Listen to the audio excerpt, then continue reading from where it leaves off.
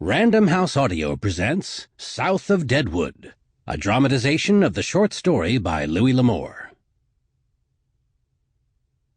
Louis L'Amour speaks about the town of Deadwood and some personalities of the Old West.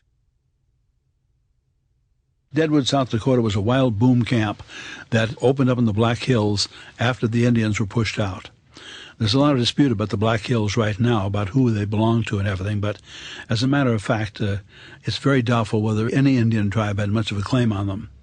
The Kiowas had them for a while, and the Sioux drove the Kiowas out, and the Sioux now claim that they were pushed out by the white man and wanted to be paid for them. But why not pay the Kiowas? The Sioux drove out, and the Kiowas drove somebody else out. This was the way of things. But Deadwood was a boom camp that started there. Some of Custer's men, when they were exploring the Black Hills, found gold. And they found gold in several places, but Deadwood was where they found most of it. It started around a group of mines, or a mine in particular, and it did sprawl along that whole kind of a canyon there. And there was a lot of dead wood up in the side of one of the hills, were knocked down by, I imagine, by wind. That'll do it occasionally. I know a place in Colorado was a whole forest lying on the side of the hill. The sudden wind blew all the trees down. But anyway, Deadwood was very, very famous for that. And Deadwood burst into growth out of nowhere. Buildings and tent houses and everything sprang up along the street.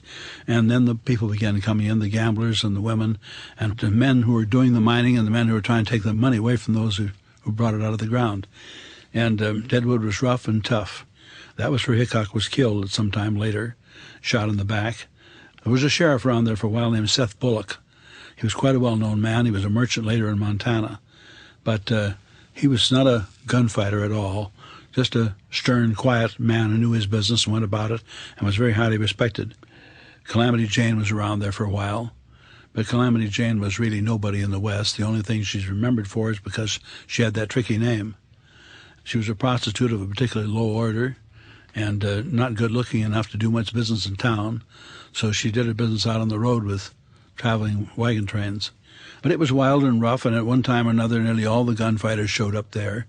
There was a very well-known gunfighter at that time who's been forgotten pretty much since, named Boone May.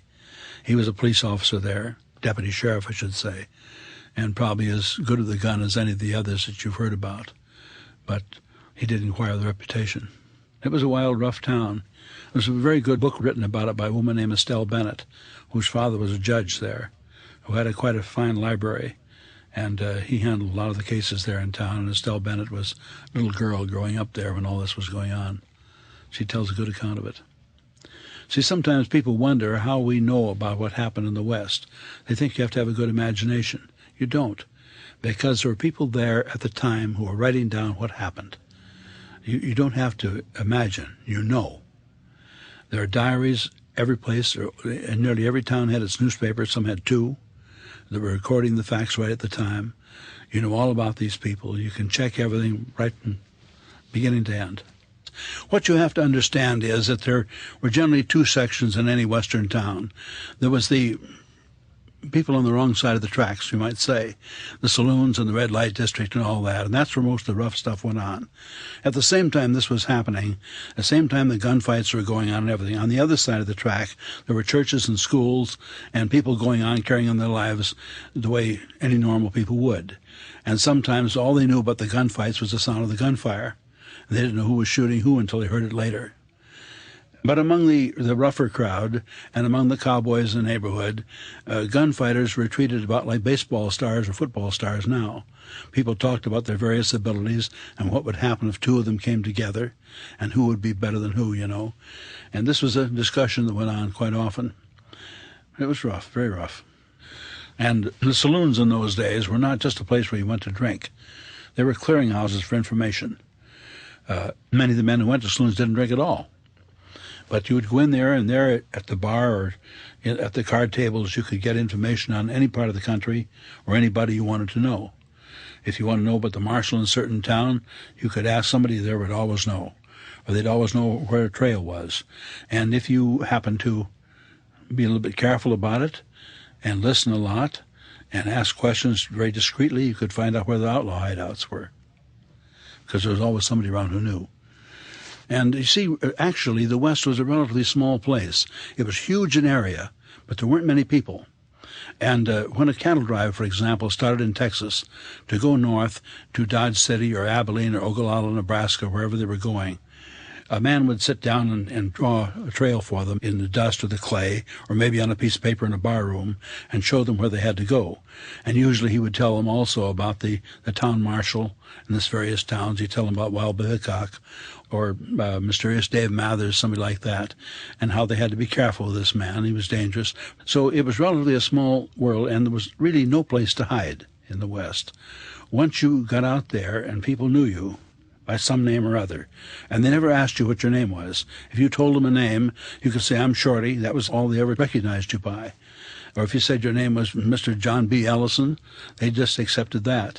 They didn't ask what your background was or where you came from or who you were or where you went to school, anything. They just took you on your own word.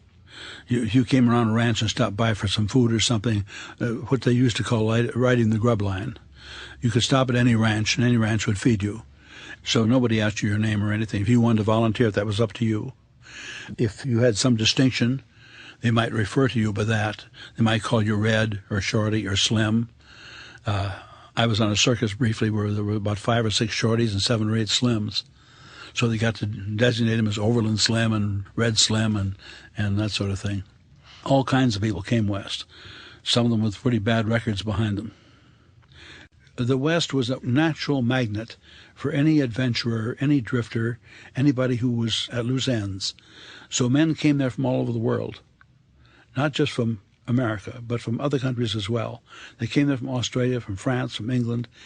We had a man up in North Dakota called the Marquis de Moors, who built a chateau out on the western plains and ran cattle out there. A very handsome man. He even got in a couple of gun battles. But he was a friend of Teddy Roosevelt also, or at least they were acquainted. And there were others came. For example, a little-known fact is that 5 of the men who died with Custer at the Little Bighorn had been members of the Vatican Guard. You never knew who you were talking to in the West. Once up in, I think it was in Idaho, there were some miners sitting around a table, and one of them had brought a newspaper into the area. And newspapers are very rare and hard to come by.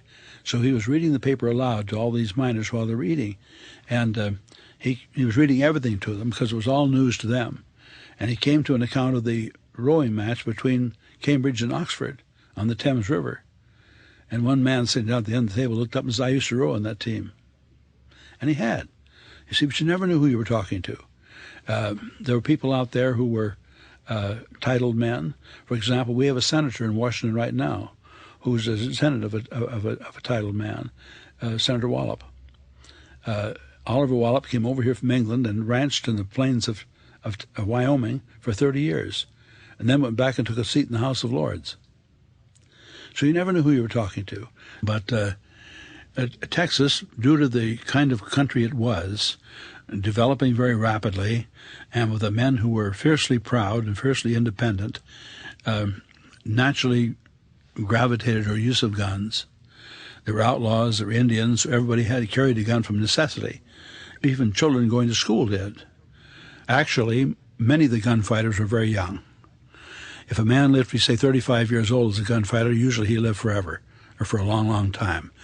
But the fellows who were in most of the gunfights were anywhere from 17 to 25. After that, they began to realize that they were vulnerable too, and they began to be more careful about their gun battles. But they were mostly young. There was no such thing really as a juvenile delinquent in those days. A boy went right from being a boy in knee pants to being a man. And that's what he wanted to be more than anything else in the world. He wanted to be a man and be accepted as a man and walk among men and do a man's work. And that was the important thing for him. So as soon as he got to that point, he had established himself to a degree. And he was very proud of the fact that he had. But some of them went overboard, and some of them became killers and became very vicious. And if you were old enough to carry a gun, you were old enough to get shot. It was your problem. There's a case I used in one of my stories. I used it in a story called Bendigo Shafter. All the kids coming to school used to hang their guns up in the cloakroom because they were miles from home sometimes, and it was dangerous to ride out without a gun. And this is taken from an actually true incident. The incident, I use it in my story. and tell the story, but it really happened that a man came to kill the Sample complete. Ready to continue?